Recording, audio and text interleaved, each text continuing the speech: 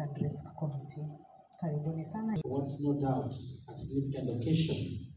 And this may explain why they enjoy studying and reflecting on the data and taking awareness can push an organization that without standards, this world certification for quality professionals, Vision 2030, East African Vision 2050 in the country. I'm also encouraged.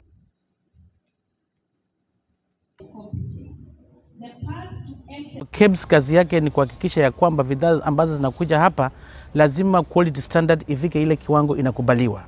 But shida, changamoto tumekuwa nayo kidogo, kwa sababu unaona bidhaa zingine zinakuja kupitia mashimo yenye sio halali, haijulikani.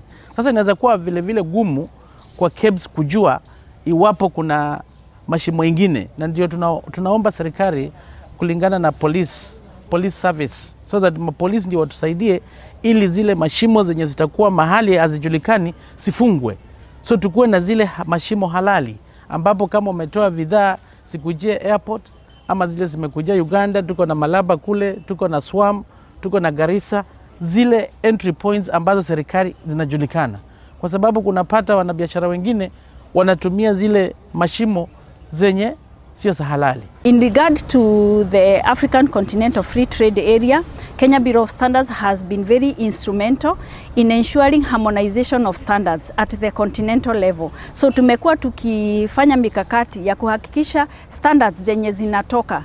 We have standards which are harmonized at the African level to make sure that the products that we produce in the country here in Kenya, they are able to go to any country within Africa using the harmonized standards.